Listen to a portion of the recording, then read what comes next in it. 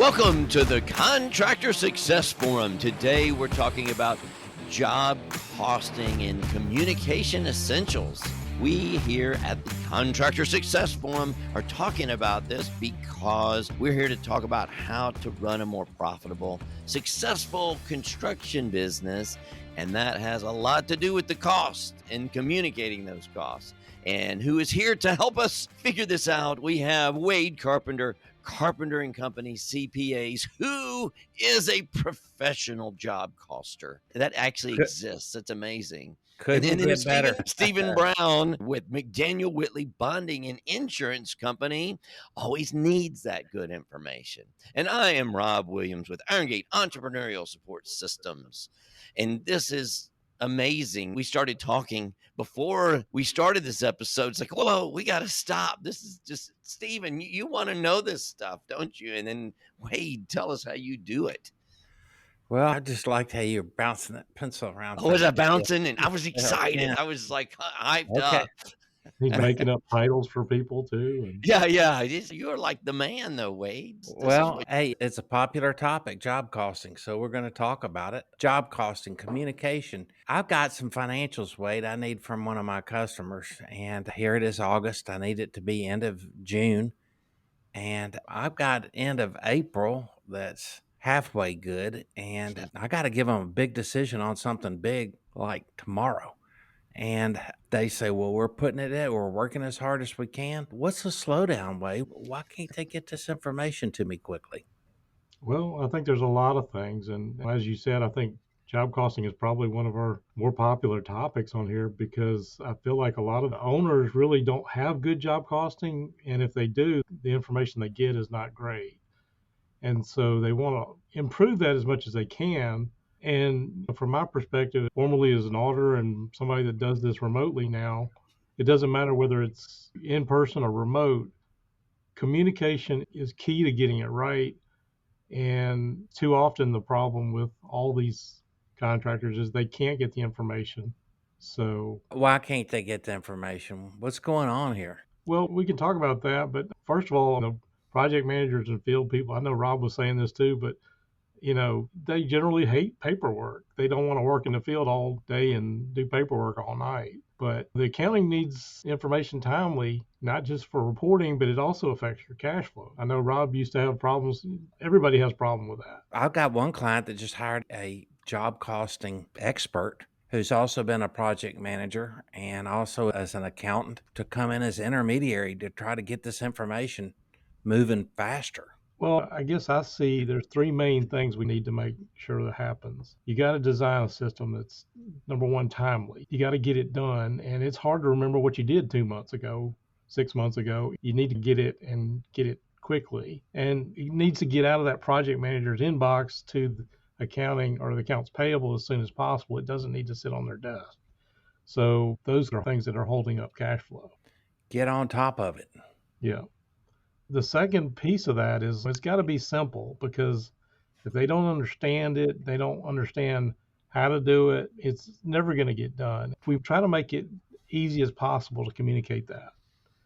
And sometimes it's just creating a system. Do you guys ever see that? Yeah, getting systems, especially back since I'm old. We didn't have all this stuff coming through our phones and all this information that we had. So it was very manual. It was usually written pieces of paper. Well, but I guess that a lot of that is the estimates and then the reporting of the POs and then the invoices getting approved. And that went through the office mainly. Yeah. But then it was always a delay because we had to physically put the piece of paper out to the field for everybody to sign and get them back. And we actually had some good systems that sometimes I think worked better than these modern efficient systems just because it was a process. Sometimes it goes into a black box and people aren't sure, you can't see it. Although I admit I prefer the new methods over the pieces of paper we used to have. But I think that goes along with trying to make it simple. I remember all these iPad apps that started coming out and the controllers were telling me like, hey, I'm going to send them out with an iPad, but hey, the iPad's not going to survive getting on a job site. And so we can talk a little bit more, but keeping it simple, they usually have their cell phone with them. There's a lot of apps we can talk about ways that can help. But Mm. keeping it simple is the second point. The third point I wanted to make was there are ways to automate some of this stuff so that it's captured automatically. Want to track your vehicles or the time machinery's on a job. There are GPS services and equipment hour meters that can be read remotely over the internet. So anything we can do to make it timely, we need to make it simple on them, and wherever possible, we need to automate it. Yeah, that automation, that's huge. I know our time tracking per job, we just knew it wasn't accurate. We had so many employees too, and the time sheets. And I grew up in high school filling those sheets out, and I know what we think at the end of the week. So let's just start writing things in there. We were supposed to do them every day, but of course we had them in our truck right before we were turning it in for payday, filling those things out. So that's a huge benefit. I hope it works. I don't actually have experience with that, but I'm sure it works better than what we did. Well, there are challenges to that, even having the technology in there. If the people don't use it, it's never going to help anything. You're talking about making it simple. When we had the tools coming out and the automatic checklist, we actually did have those even way back then. You'd have these little Palm Pilots or something that you could check things off. But, the guys in the field didn't get it. There was a big disconnect between the programmers on the other side of the country doing this database and then what the guy in the field was doing. And even if he was wanting to make it work, he'd overthink it and try to make corrections that made it even worse. So it was crazy. And I imagine we still have that. Yeah.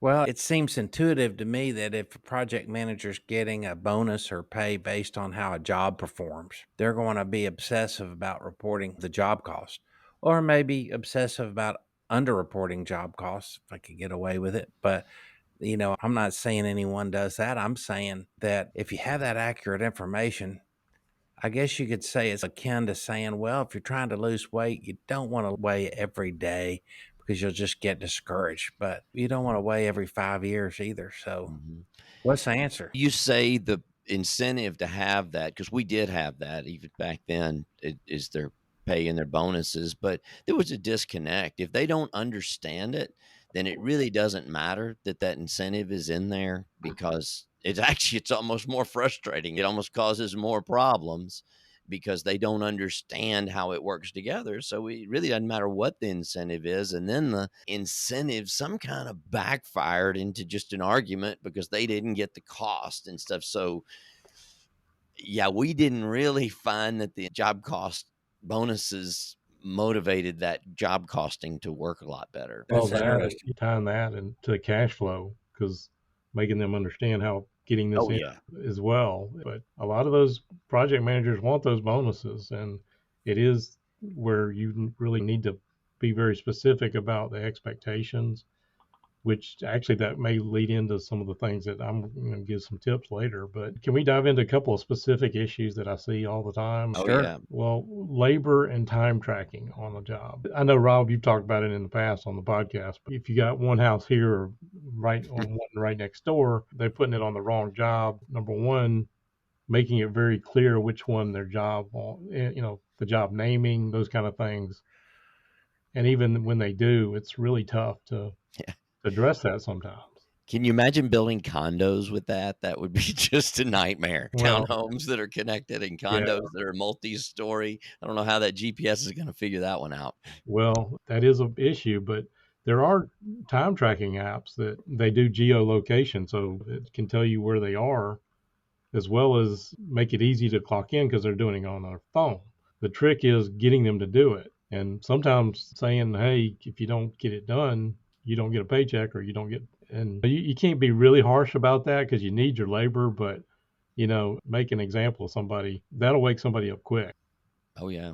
And there is, just like Stephen was saying a second ago, the motivation, there's a priority that most of the guys in the field, we were much more concerned. Number one priority is get that job moving and get it through the system. When you get through that, well, then we'll worry about everything else. And I don't know that they're wrong, but you got to do all of them. But that number one priority, and sometimes that's fully encompassing when things are behind. And that's the last thing that they're really concerned about, is getting that job cost stuff right. When a job is behind, you're fighting with subs to try to get the guy to show up.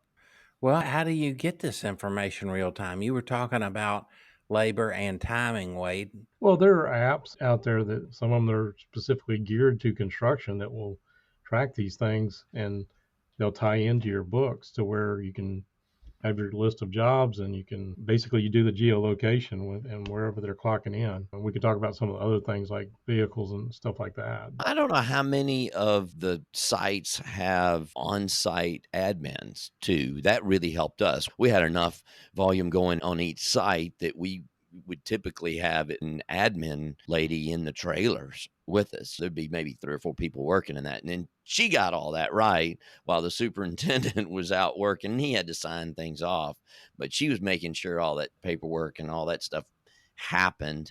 But, most of the commercial jobs I've seen, they don't have an on-site admin person. And now with technology, I bet probably hardly anybody has that anymore. Well, they do, or they'll have a foreman or lead person on the job. Sometimes they'll just have to turn that in. Well, a foreman had a secretary on Right. site in the old days. Well, and the biggest That's job, now computerized. depending on the industry, some of them still do that. But the labor is an issue, and the technology doesn't matter if they don't use it. So if you determine that these guys are not going to clock in, you need to have somebody that is responsible to turn that in on a timely basis. Any other questions or thoughts on that before we move on to No, work? but what I'm thinking about though is it's really down to motivation and getting those guys to decide that they want to do it. To Right, us, it really didn't matter what we did right, until we could get them to want to do it. The carrot was a lot better than the stick or whatever you would right, say with that. right. Well, if you don't report job costs, your job looks like it's doing better than it is. So I think it's a good thing to not report job costs. They Well, put it on somebody maybe all the time or whatever on somebody else's job, so they get their bonus. But okay. So far, we have not solved this problem. We've just talked about. well, we talked about some solutions here, but some of the other things like the accounts payable and things like receipt management, getting the payables into the system is a big part of the battle. And depending on the workflow, a lot of times they want it go to the project manager's desk to approve it first or whatever. But until it gets into the accounting system, it's not really tracked as well. And what we found in us trying to outsource this remotely is that a lot of the systems out there to do job costing that are out of the box are not great. They do it at the high level. Hey, is it materials, labor, or subs? We're not able to get the detailed, like our phase code, cost code type structure, as well as keeping a running list of jobs. So what we had to do was build our own system with some existing software and customize it to be able to actually track this stuff and automate this. But it's the same with receipt management. There's a lot of apps out there right now that will do a basic receipt, or you can take a picture on your phone. And if all you're trying to do is do basic job costing and say, I went to Home Depot, I took a picture of this and just throw it in materials, that's one thing. But you also need to know, okay, what job's it on, stuff like that.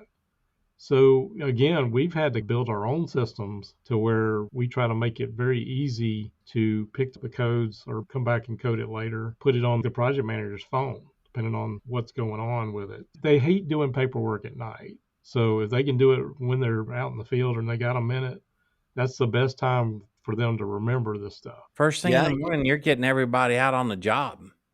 Because that's the best time to remember it. And sometimes it's where you got to hold them accountable. And one of the parts of the system we built is the fact that depending on what the workflow needs to be for payables, it may be sitting on a project manager's step, and then maybe the owner wants to approve it before it goes in payables or whatever. But we can actually track how long it's sitting in that project manager's inbox until they code it or whatever they need to do to give us the information. We try to get that information in there as fast as we can. So a lot of times we'll do things like have the vendor send it to a specific email, or still have a few people send it to a dedicated fax, those kind of things to get it in the system and moving as soon as possible, especially when the vendors can send it in.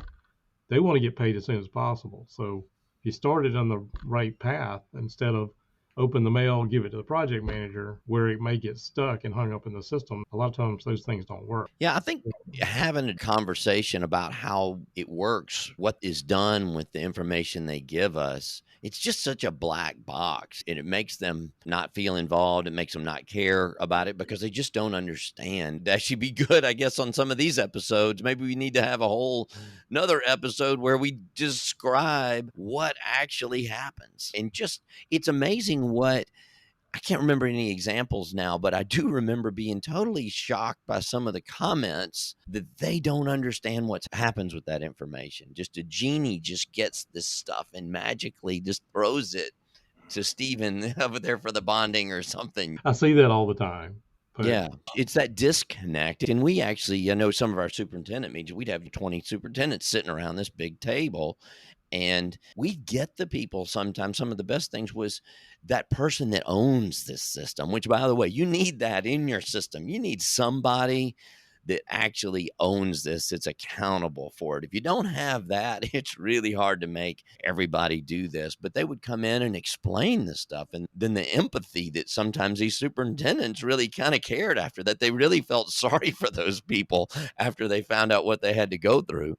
They're like, oh my God, I guess I'll start doing this. That was a really big thing, explaining to them. We don't really think they need to understand what's happening. They just need to do it. And that just didn't really work for us very well. yeah. Involving them seemed to make it go. They really did care. They just seemed that way because they didn't understand it. Wade, is there a centralized way that the project managers can order their equipment, materials, and supplies on a project through the office? Well, there is, and actually that just sets me up perfectly for the next topic, that is dealing with the payables and things like that. The purchase order systems. A lot of companies say, well, we tried a purchase order system. We hated it. Nobody did it. But if you got specific materials you all ordered for a job or a subcontract for a job, if you got a purchase order and you get that into accounting where it comes in and they don't even have to code it, they can do it up front.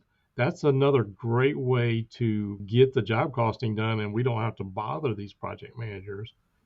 But you have to have it set up in the system and get around the fact that, depending on how you set up, I understand why some people hate a purchase order system, because they go to Home Depot and they had to go call somebody and get, but as long as you make it easy and quick to get the information they need to get the job done, purchase order systems can help quite a bit. Yeah, that centralized purchase orders, that really did make it. But that also, we were halfway towards there. We were pretty much doing it, but I saw some that were just diligent. The owners or something had put this centralized purchasing thing, and it was amazing the way the workarounds the superintendent would find to work around the system, which made it totally inaccurate because they would have this intricate system. If they wanted this to show up 2 days later, they'd order it for this job, carry it down over here, then they do this, and they would have this elaborate system to get around the centralized purchasing system. Guys, I'm just getting more depressed. Well, no, we're talking about ways to solve it, Stephen. So Yeah. All right. Okay. Well, that's the way it used to be. The current state is awesome, Stephen. So all right. No, I Well, wouldn't say it's awesome, but the contractors still need to learn this. well, one of my customers last year had a crooked project manager that was ordering all kind of supplies for different projects he was doing on the side, yeah, stealing. we had that. Okay, well, so we got to stop that too. And of course, we did have employee dishonesty insurance coverage in place that actually covered that situation. So, Wow. yeah, hey. But Yeah. nevertheless, we are trying to talk about communication essentials in job costing. And those essentials are what has to be done to get these job cost reports reported in your accounting system so you can do in-house financial statements. You can look at how projects are performing. Wouldn't it be beautiful if you just had a dashboard on your computer of every job that tracked how the cost should be going on that project and where they are now and what your goal is? Just 3 different gauges that the owner could just pop on and see how these jobs were performing. And a lot of times folks think they have that system in place already, and they don't, and they have surprises. But the best owners are watching that stuff like a hawk, aren't they? Well, and what you describe is actually doable, but it takes an organization that understands that, hey, this has got to be done. And I know we had an episode way back. We talked about ESOPs. A lot of the contractors I've seen that have ESOPs, where the employee stock options and the employees are owners, sometimes they'll take ownership of this. And that is exactly the point. And some of the other things, I know it is and isn't really job costing, but one of the related issues with these subcontractors is working with somebody new. We need to get the information to give them a 1099. So how do we make it easy for them to give us the stuff? Well, number one, if you withhold payment until you get the W-9 from these guys, that's a great way to make sure that you get the information. But there are now systems, and actually there's an internet bank we work with that says we can pay them ACH for free, but to get in the system, they have to go in and upload that W-9 information before they can get paid. There are electronic payment systems that work the same way. So some of these things where we automate it and put it on our supplier or subcontractor, that's a great way to get there. Yeah, that's really common. And I think when we got bigger, that's how it worked. And we had to do that. We had to put it back on them. You don't get it done, you don't get a check. The smaller we were, the less that really existed. And even in this show, I'm listening to Steven and I'm thinking, which contractors are we talking to? Because the answer is completely different. Are we talking to a big GC or like a home builder, something like that that's got all these systems in there? Or are we talking to a fairly decent sized guys with a bunch of pickup trucks, that just don't have that? I think the solutions and the conversations are different in those situations. So what do you just put a barcode on the hard hat and everybody walks through That would be a good a idea. I hadn't turnstile thought type thing? That is a great idea. Well, You walk through the gate. Well, we're just a step away from chipping every worker like a dog. But seriously, a barcode that identified who you were and what you were doing and what time you got there, literally when you walk on the job site. But of course, OSHA wouldn't pass that because you can't have a sticker on your helmet. So I'm sure you'd have to go through OSHA with that Oh, too. I don't know. Yeah. We got stickers all over I our don't know. helmets. I like that idea. That's So what makes a helmet cool, is the most stickers. we're going to have like, Guess it depends on the job site. Well, I'm glad you like my idea, Wade. Maybe one of our Well, listeners maybe will take we that can idea and kinda- run with it and make a fortune. yeah, I was thinking maybe we can work on that. Okay. Just to kind of wrap up, just a couple of tips. Things like instant messaging apps. I don't want to really throw out any names, but where we can say, hey, I need this real quick. Those can help. Again, I talked about that accounts payable dashboard. And when we can say point to the owner, and on average, it takes him 10 days to respond to giving us the cost information, we can throw that in his face. So when you have that information, we've got some software that we have actually taken on just this year where we can send a request to one of our clients. And if they don't follow up the next day, or we can just set how often, but it will go back and remind them automatically. So that automation is great. Again, we can't address everything, but having those defined workflows and checklists we talked about on a recent episode, those can go a long way to getting you a great job cost system. So, Okay. So, way to communicate job costing within your organization is to try to make it more fun. And everybody hates doing it. How do you make it not more enjoyable with that, but a necessary evil? I don't know. Rob, you got any comments on making it fun? No, I just think that's pushing the edge of the envelope, guys. you could gamify is the hot word now. You could gamify the system, but I think making it fun is just making it not miserable. And I still think the bottom line, even 25, 30 years later, is still letting the guys understand why it's important. I think it's the motivation to get the guys to want to do it and get somebody in your system to own it. So at least maybe the superintendents would feel sorry for that guy if that's their only motivation. They got to want to do it, because I've seen the most advanced systems, just like I described a few minutes ago, that are perfect theoretically, do not work at all if the people are motivated to work around it. Yeah. Right. You just gave me another great idea, Steve. Like gamifying our dashboard thing. We have different project managers, and we could pit them against each other and throw some bonuses to one team or one job or something.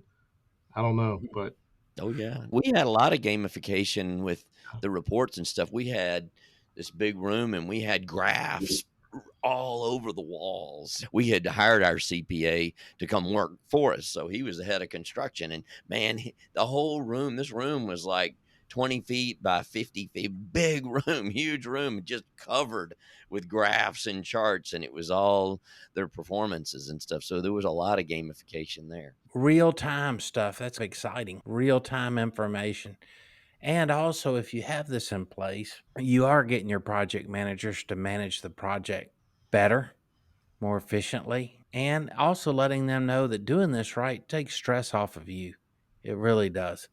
In the long run, just do it. Don't stress over it. Just do what you need to do. And sometimes if a project manager's coming to you with information about a job running over, instead of chewing them out, you got to figure out how to solve it. And you can't kill the messenger. You got to take that information and try to stop the bleeding, so to speak. Well, this has been great. We've been going a long time on this one. It just seems like we just started. We could talk about this for a long time, but we need all our listeners' help on this. We want them to give us their ideas so we can share with everybody in our community here on the Contractor Success Forum, so we can share with everybody and learn more from each other. So you guys go to contractorsuccessforum.com, go to it on LinkedIn, send us messages, communicate with us, let us know how you want to communicate with us, but we need you to help us make it better for you. Make it fun. Hey, job costing can be fun.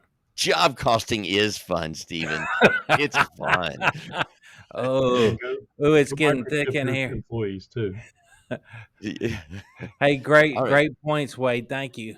All right. Well, thanks a lot, Wade Carpenter, Stephen Brown, and Rob Williams. Tune in for the next episode of the Contractor Success Forum.